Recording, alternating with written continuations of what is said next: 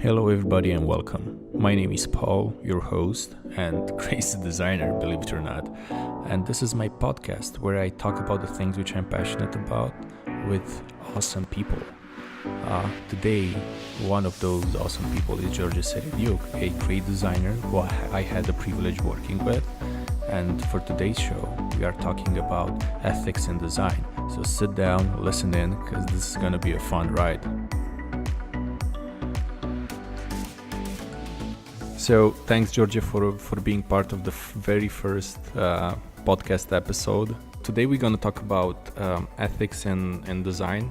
One of the things which we gotta, set the stage for is that today more than ever, we live in a world where digital products and physical products are all around us, and everything is competing to our attention.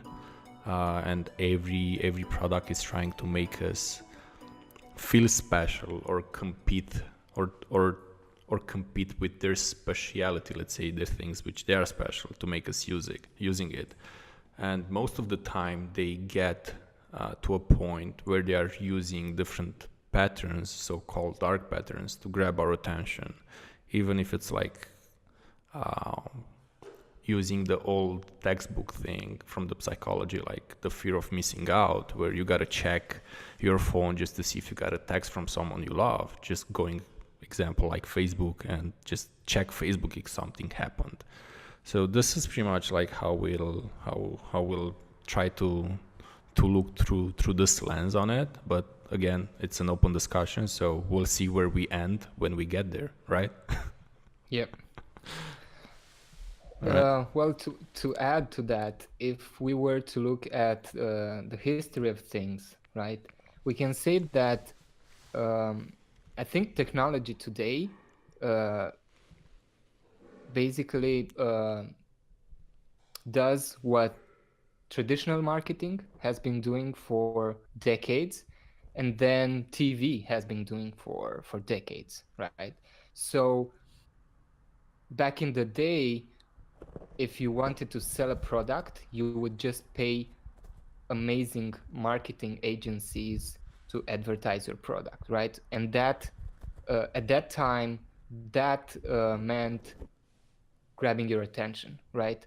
Having a great print, a great poster, a great advertorial. And when TV came on, right, it was the same. Yeah, that's right. So the TV commercials and then the shows in which they were trying to sell you stuff, that was crazy. So crazy decades. You can imagine that, not in our place, not in Romania, not in our country, but in the States, I think every family had a TV. So you can imagine how easily you would just grab everyone's attention if you had enough money or good enough production. Yeah, I think Resources. the thing which comes to mind right now, speaking of advertising on TV back in 90s, 80s, is I think Coca-Cola with their Christmas trucks and Santa Claus. Yeah, that's iconic. Yeah. And you can imagine that was produced especially for TV people. And I think technology today ended up using the same techniques, and they basically want the same thing: our attention, our time, and our money. Especially our money. I may be cynical, but unfortunately, top technology companies basically showed us that they have that interest in mind. Speaking of that, which of let's say the top digital, or I don't know, let's say product companies out there, from the products which we use on our phones, on our tablets, desktops, which one do you think is the most vicious one? By far, it's Amazon, I think. Mainly because they're kind of upfront with it. They just try to sell more stuff, and that for them is the only indicator of success. So if they would want to know if you're happy, or if the website is easy to use, or if you're delighted with what you bought or their services. Basically, that would be for them to find out if they could sell more or not, right? So Yeah. they're really upfront with it. I mean, you can see that by their homepage. The very second you land on that page, regardless what you're looking for, they constantly bombard your attention with different things, different options.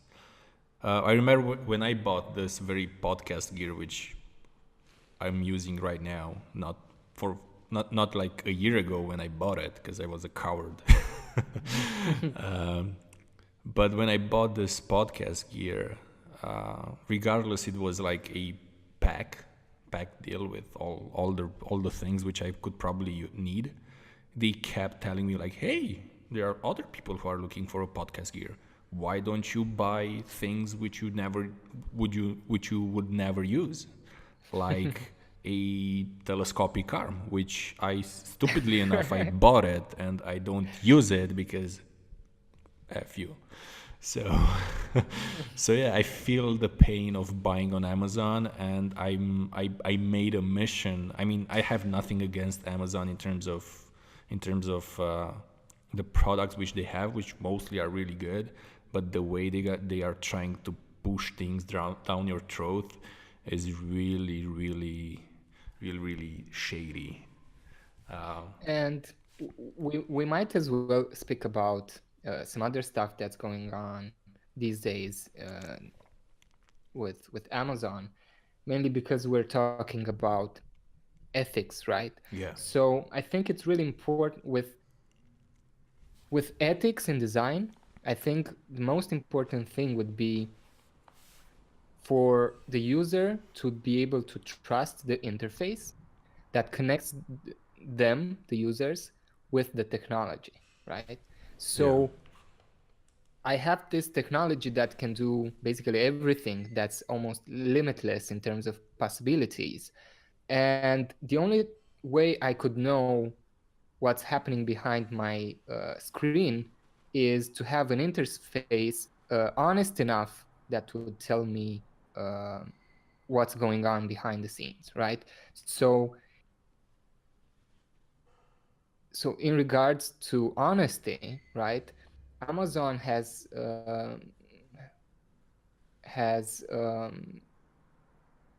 I don't know, decreased their value of the Prime membership.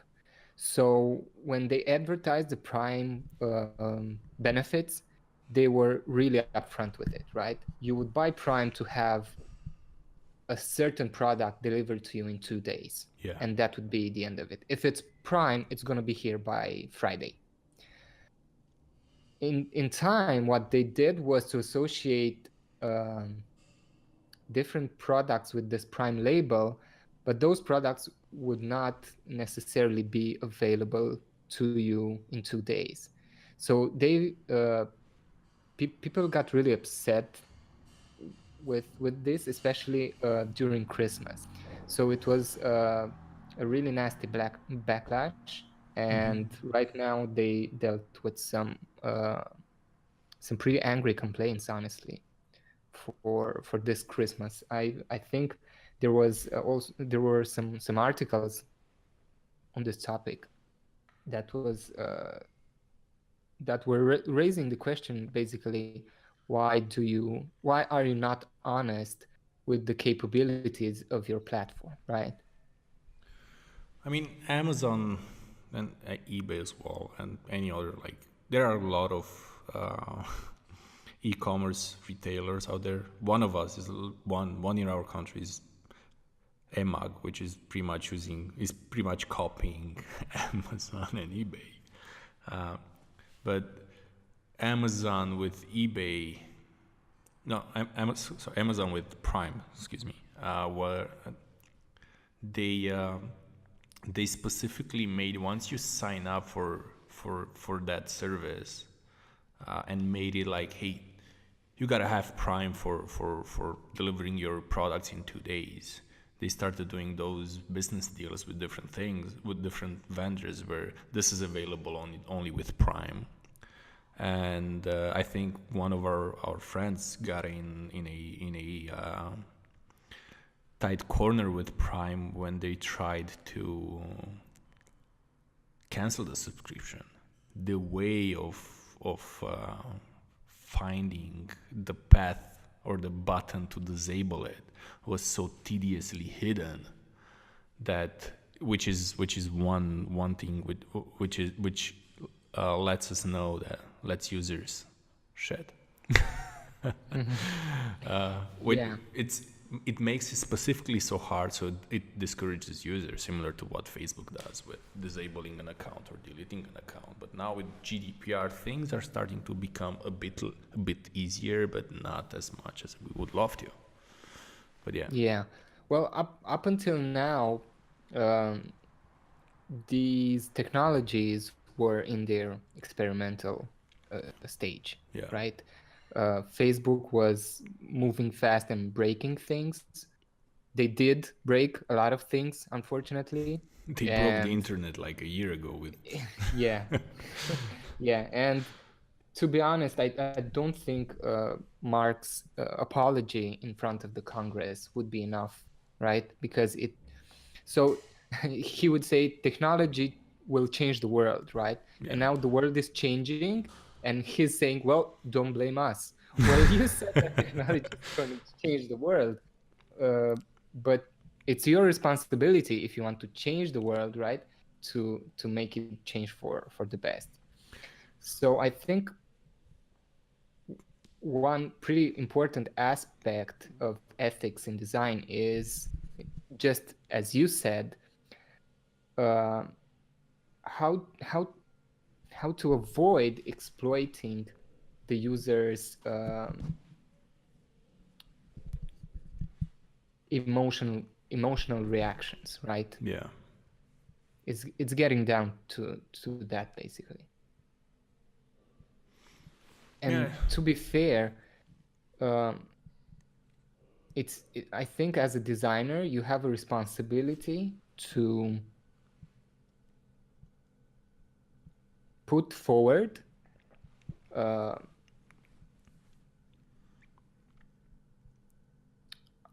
I'm going to say this in a really polite manner. So as a designer, you're taking something from the future and bring that into reality, right? Yeah. It may seem exaggerate, but it's basically making something really concrete live on web. So even if you're giving the user a choice, right, between 2 or 3 alternates of that reality, it's getting down to the designer proposing those alternates, right? So you have to be really careful with what you want to bring from the future into the user's hands. I think this is really good because as designers we are in let's say first line of defense, just to do that crazy cybersecurity thing. But it all comes down ultimately. I mean, going back to Prime, I think someone had a good idea. Like, hey, what if we charge like $4 and we instantly deliver everything because we have the capacity to do it. So sounds like a good idea, and everyone said yes. But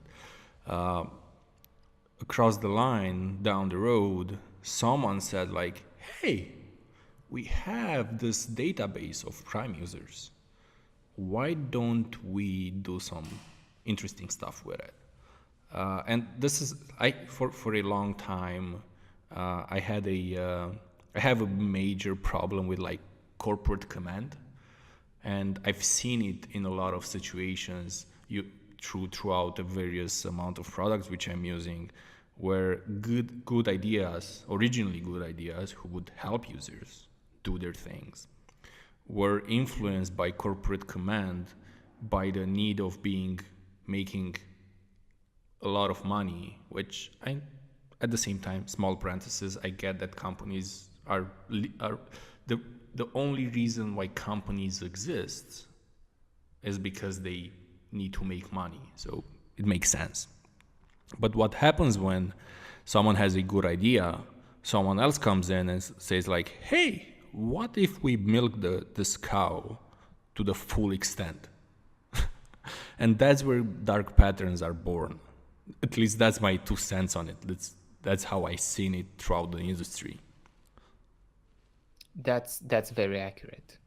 Um, a company's main goal would be to produce profit, and it could be really debatable. And I think that alone would be the subject of maybe another podcast episode.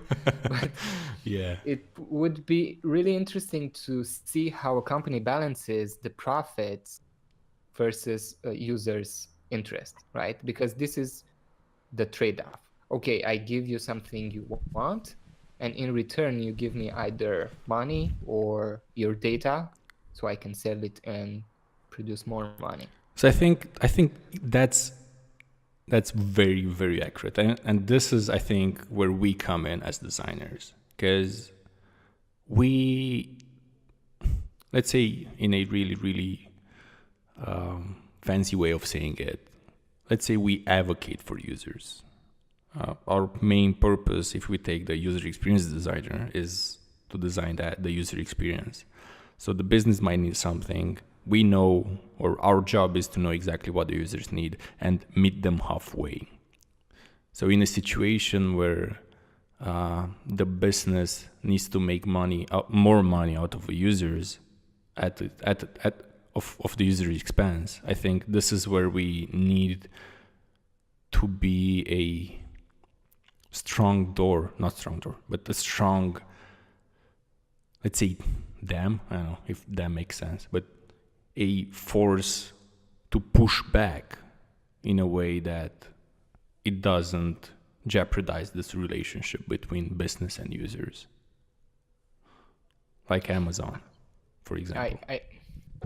I think as more and more digital products will be out there on the market, uh, a matured market will not allow uh, a low quality product to survive.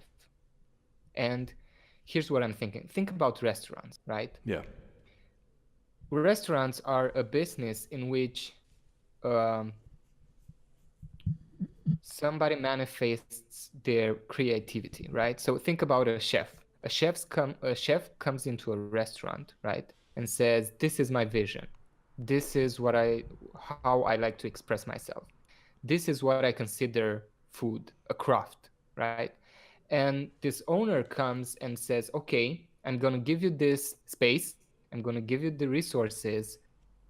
Do what you can to make this profitable," right? So you would have this chef who could either make a food that nobody likes or either make the best pizza in the world, right? But if you don't understand that people that are coming in the restaurant will not come again if they don't like the food, right? And you would ultimately lose money. Why should it be any different for a digital product? So you have this whole experience, right? And you cannot do things otherwise. So you have to start with what users like and need.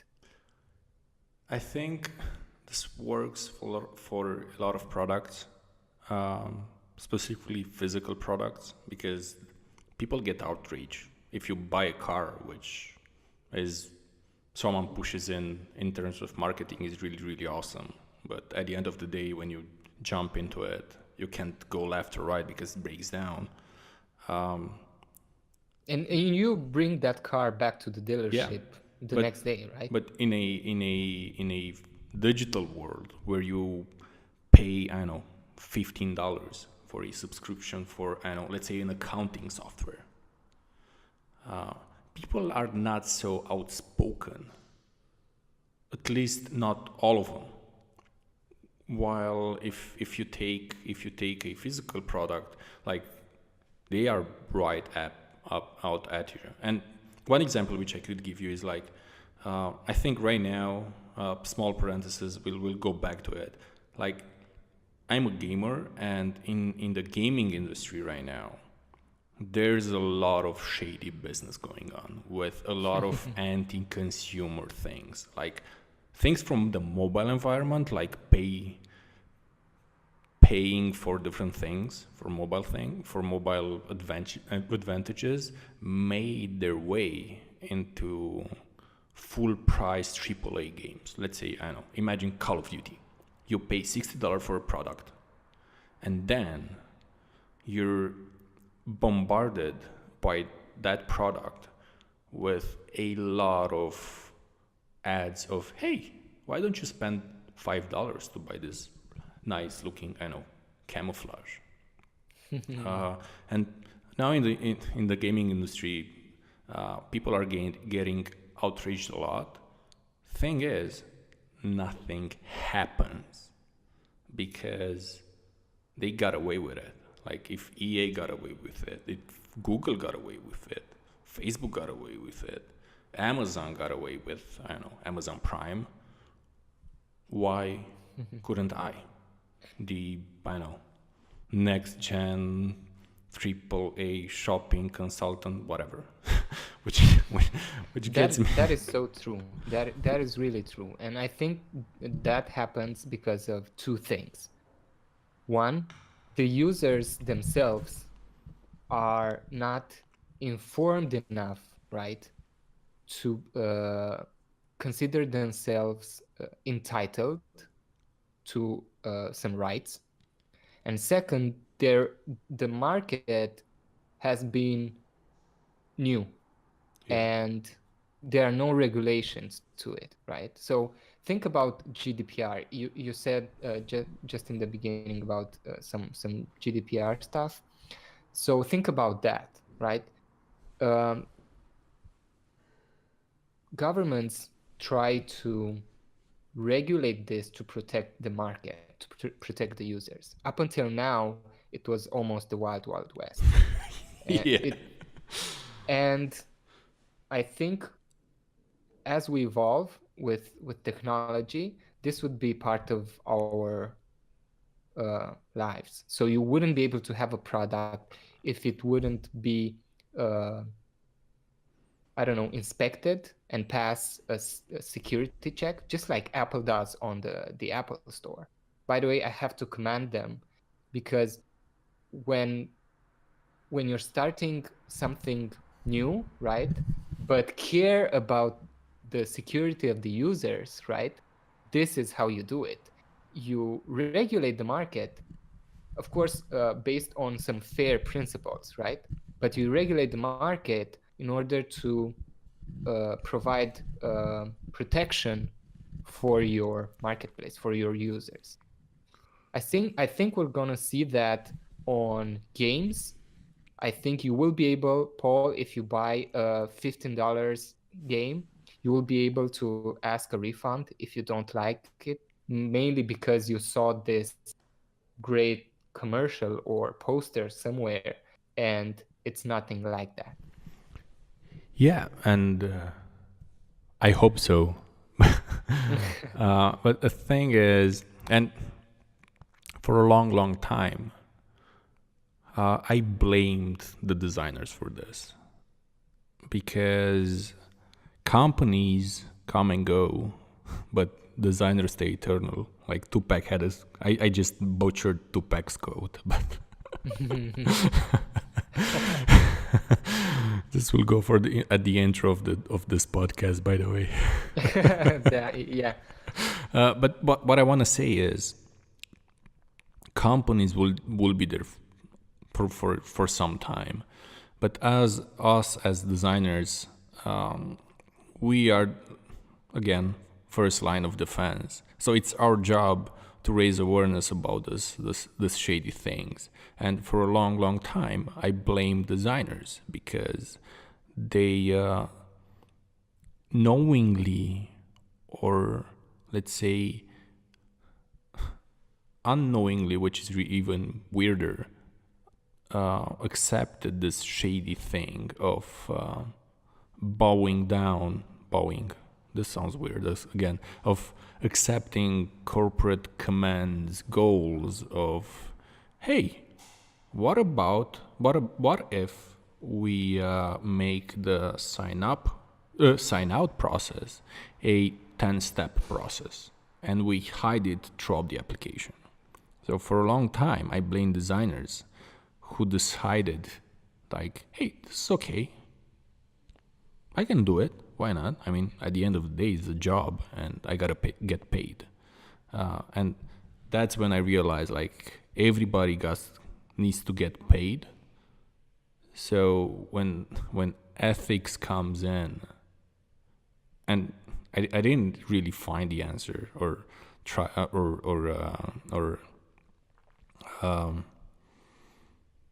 it was really hard for me to understand it.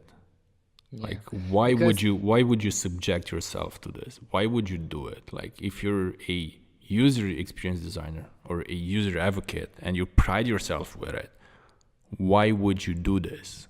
And why would you subject your users, the ones who you're designing for, to this? And I mean, at the end of the day, I see it as a losing battle when the designer came in and said, you know what, F this.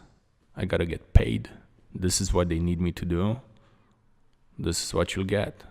And I don't care. I mean, I tried, but who am I? Yeah. So this is the sad part, and I was really Yeah, I think you brought up a really important question, and I think this question applies. This is so essential that I think applies to basically every discipline, yeah. right? It goes down to fashion designers designing the uniforms of the SS troops in Germany, right? And then motor companies like Rolls-Royce Yeah. mounting engines on war airplanes, right? And then the brightest mind on Earth, instead of trying to, I don't know, um, build some power plants that would fuel up our homes, right? Would end up working a for building a bomb. So it's Yeah, I know. Like, innovation for a long time came out of warfare. exactly, yes. And I think right now, I think we are reaching a really interesting conclusion. So I think right now innovation is subdued to, I don't know, capitalism or money, profits. I guess that's the bottom end. Yeah. And you can use innovation to land on Mars, or you could use the same innovation to just wipe out the entire North Korea. So Yeah. I think we can also discuss, Paul, about the statement that technology is neutral, and it's down to the ones using technology to decide if they want to exploit the users, the markets, or they just want to be as transparent as possible and as honest I as think possible. I think this is a really interesting slope where we get in, because we kept talking about ethics in design, and the different approaches regarding different products.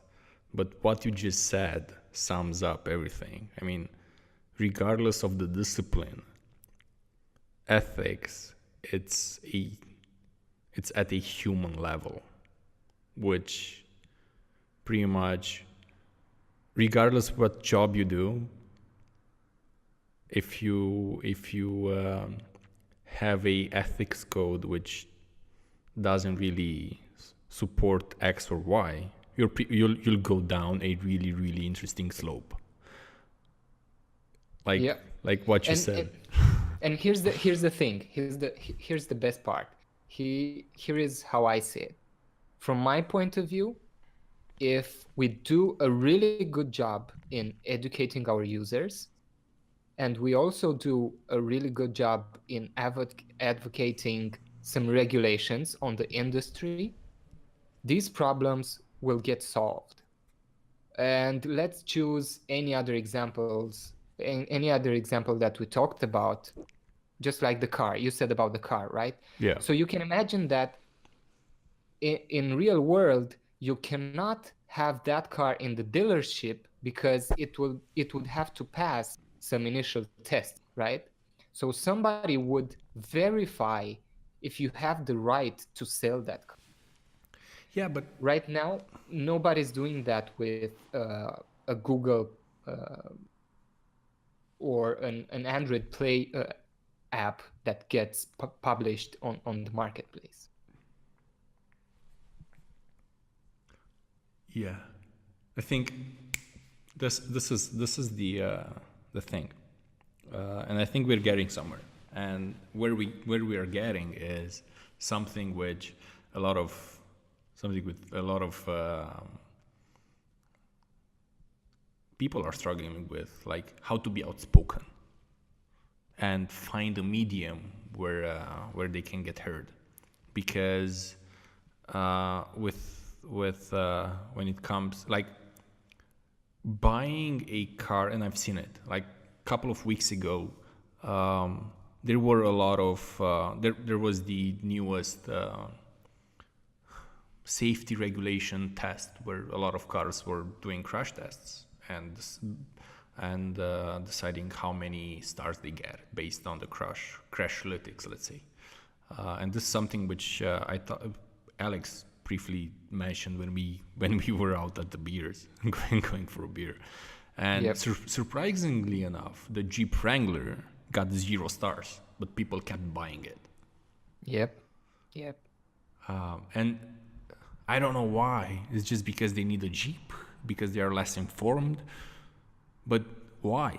I mean, and this is the thing. Like, if you know you built a shitty product, Jeep Wrangler, a beautiful product, by the way, but in case you have a crash with it, you'll pretty much die.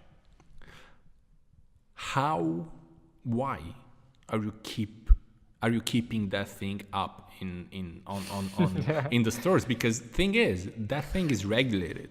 Like, those stars are regulated, but they are not, I will use a cheesy word like empowered. Like, if I give you 0 crash stars, if Jeep has 0 crash stars, that doesn't mean their cars won't be available for buying. Well, you know why, Paul?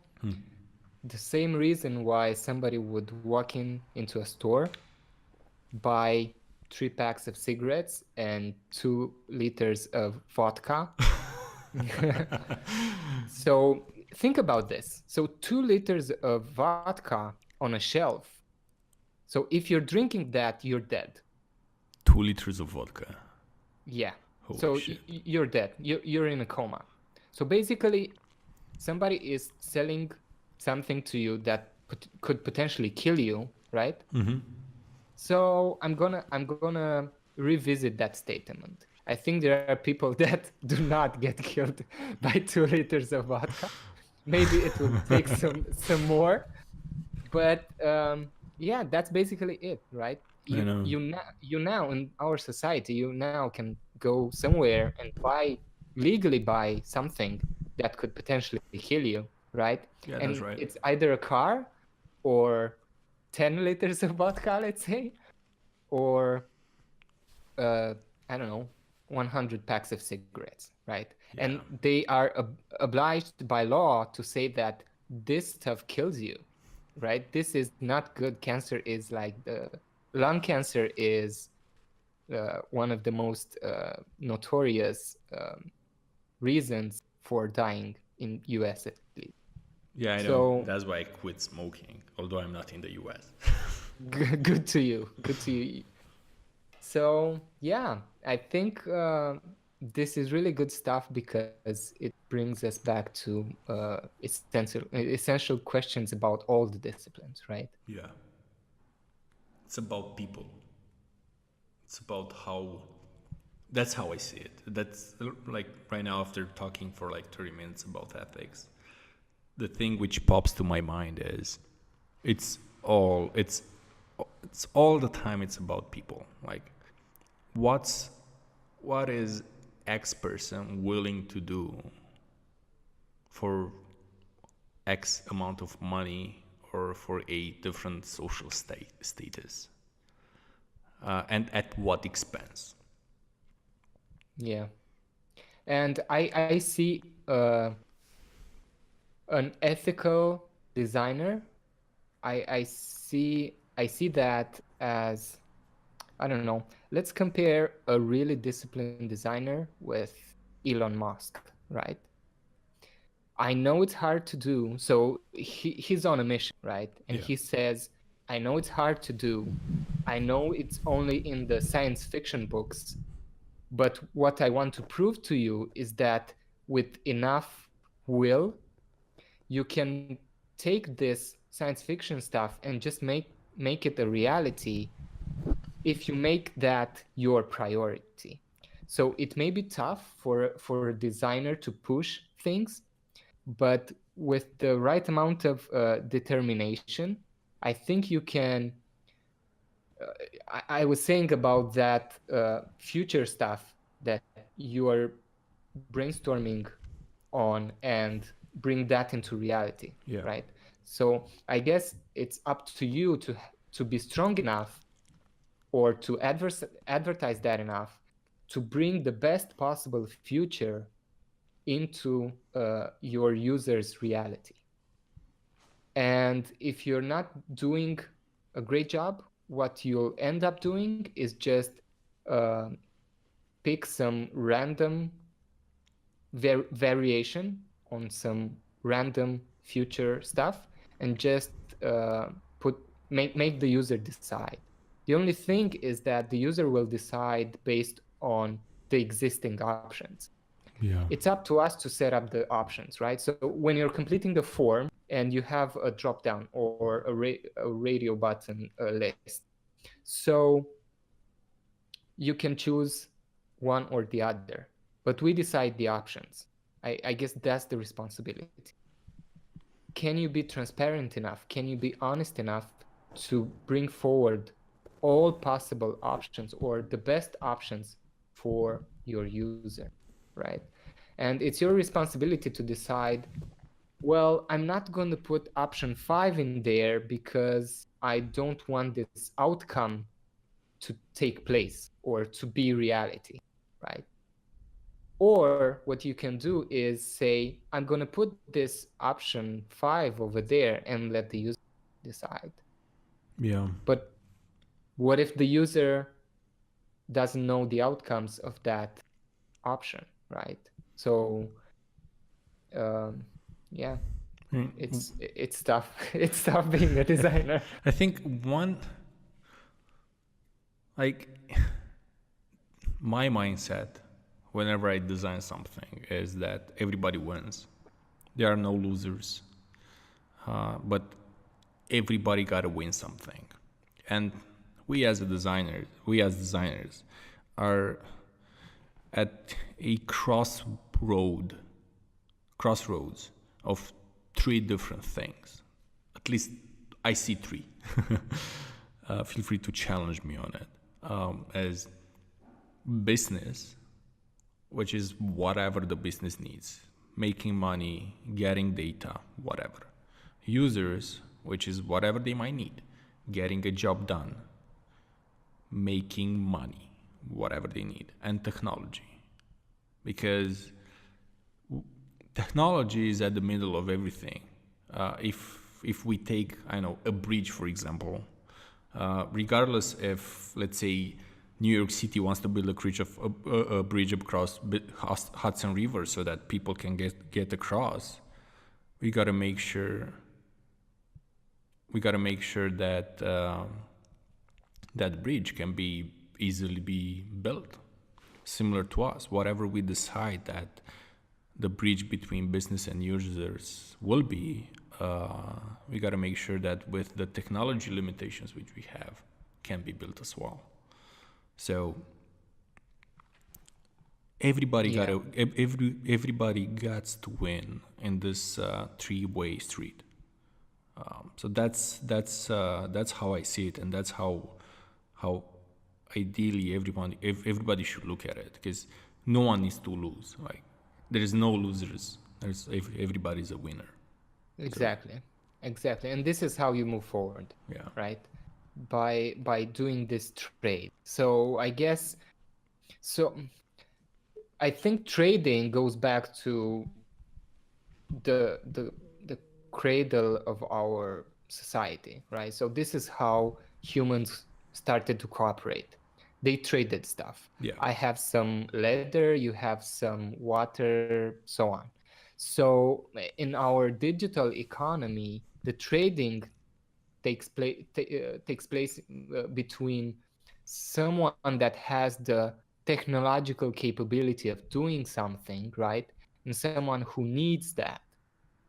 So what we as designers should be doing is make sure that trade is fair. Yeah. Right. So we have to be fair trade gatekeepers. I think you summed it up like perfectly.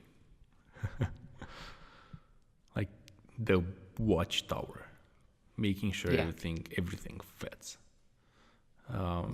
Now, regardless what anyone might do for a certain thing, I think this comes down to what every designer has in terms of their moral compass, which is something we cannot influence. All we can say is, make whatever works for you, right? Yeah. Just as we discussed about any other discipline, right? There are people that are going to use their skills to build atomic bombs, and the same scientists will use that knowledge, that research, into building a nuclear reactor that would provide energy to free energy to, I don't know, entire countries. Yeah.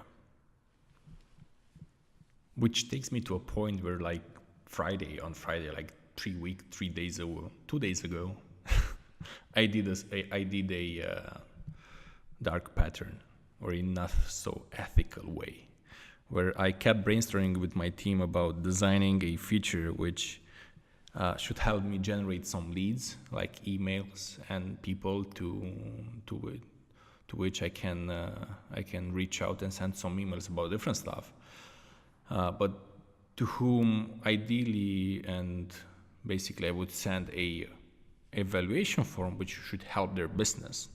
But the way I designed without actually realizing, because I was so focused on generating those leads and making the business boom, I didn't realize that my approach of limiting the results when they fill out that form to a email address, like basically the way I designed it, I intended to design it was, you'll go in, you'll answer a couple of questions which will evaluate your business, based on which we'll get some recommendation on how to improve it. The way I designed it was that you'll go in, you'll fill the form, but the results will be locked behind a gate. And this is something which my team quickly raised as, yo, what the F are you doing, man? Like, this is a dark pattern. This is something which we do not want to do. So my point is, this is a really thin line. It's a double sword edge, and it can go left or right at any point. And it's really important for us to be really aware of what we're doing and have a lot of people and have the right people behind us or around us, and keep the conversation going regarding what we do. And as designers, this is really important because we do not design in a vacuum. Yep, that's true. So, And I think the most important thing to remember is that you have to be as transparent as possible with the user in terms of what you're doing behind the scenes. So I guess for your example, if you would have stated that from the beginning, right, it would have been, as we discussed, a fair trade. yeah. So, okay, we're doing you this service, it's free, but we need you to fill the email address in order for you to get that resolved. So, if you're going to set the rules from the beginning and be as transparent as possible, I guess you're halfway there in being ethical in your approach. And to be fair, is getting more and more better nowadays on web. And you can see how every site that you're accessing now is going to announce you that, hey guys, we're going to record your audio, we're going to record your location, we need your IP address, or at least we want to monitor your behavior on site by just giving you some cookies. Yeah. And you can see now that every site is now informing you what are they doing with, or in what way are they monitoring you. I think that will grow as we go, and the set of rules that you would have to review would be more and more complex. Yeah, and it's up to us to keep a close eye on it because we can definitely influence it. So I think this is the end of our podcast, Georgie. If you want to add something. I think I'll always want to add something. So for me, this is a topic that can go on forever and ever.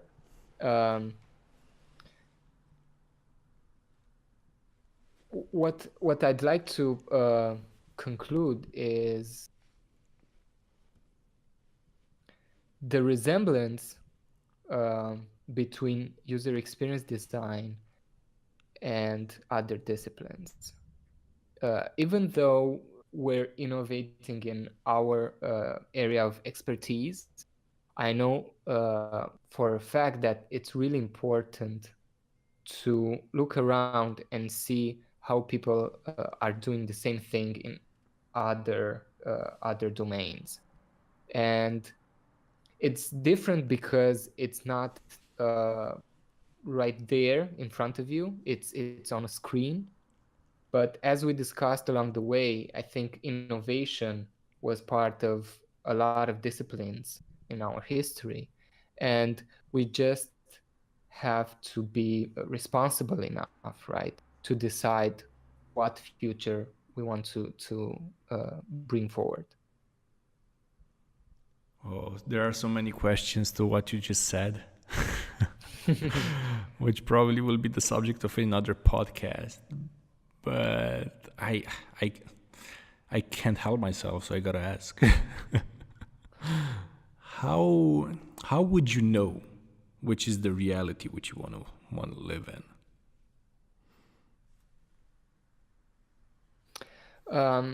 As a designer, I think you have to do your best into serving users' interest. As long as you're doing that, I think your job is done, basically. Yeah, I get you. All right.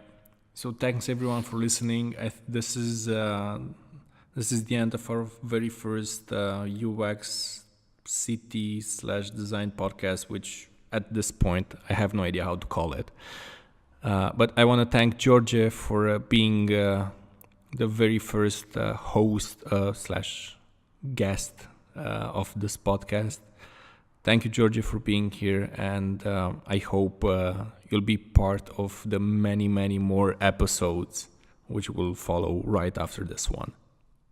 Thank you, Paul. It's been a pleasure, and I'm really excited about what you're doing with this podcast. I will definitely want another couple of hours with you talking about random stuff that we're